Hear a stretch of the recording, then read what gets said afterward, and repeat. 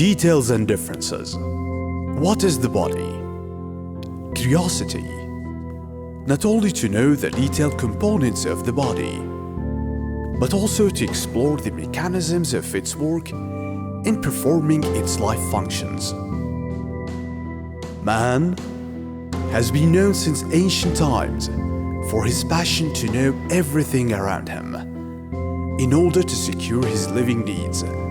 and to adapt himself to preserve the environment. At the end of 15th century AD, the curiosity of Leonardo da Vinci, the engineer, the painter, the sculptor, the artist, the scientist, the researcher, erupted to know the detail of the human body and why the old and the young die, and what is the differences between them. His innovative imagination made him look at the body in the same way that he was looking at a tank to know how it was made, watching birds to learn how to make a plane. From here, he began his work in the field of anatomy, so his genius was manifested in his research and art. So he was called the professor of anatomy in the language of our time. His genius was a unique example of its superiority over its time. The main motivation for Da Vinci to explore what is the human spirit and body composition was the death of the century man, whom he returned in the hospital and found him dead. So his curiosity was raised for research, for investigation, for experiment, through the autopsy of the dead person, to know the causes of his death, and to compare him to the death of a child, where he found there was a difference between the heart of the old man and the heart of the child, represented in the atrophy of the muscle of the heart of the old man, while the heart of the child was solved.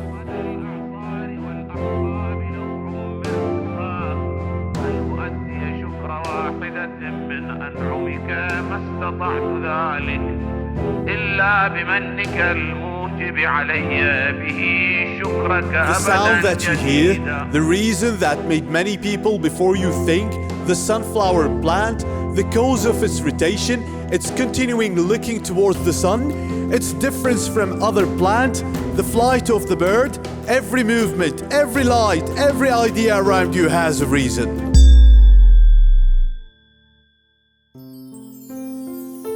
And I do testify, O my God, by the truth of my faith and the determinations of my certitude and the purity of my frank unifaction of Thee,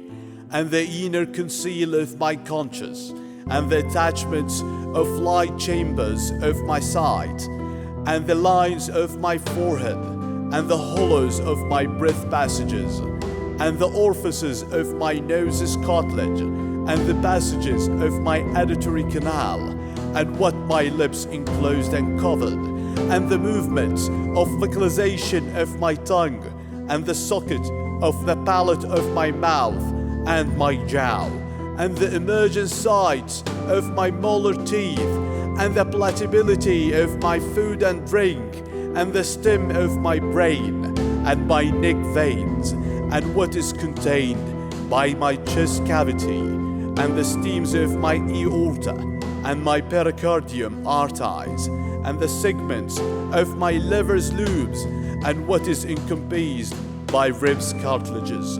and the captives of my joints, and the contractions of my organs, and my fingertips. By all that I bear witness, that if I try my best and strive throughout all ages and all times, if I live them to thank you properly on one of your favors, I will not be able to do that, except through your grace, which oblige me to thank you ever and ever again, with a new thanking and new ready praise. At the beginnings of the 7th century AD, 8 centuries before Da Vinci, Imam Hussein, peace be upon him, in the supplication of the day of Arafah, presented in concise and very precise terms the stages of human creation, starting from his dowling in the womb to bring him out of it in a form that is complete and perfect. Al-Husayn ibn Ali is the heir of the science of the prophets and messengers.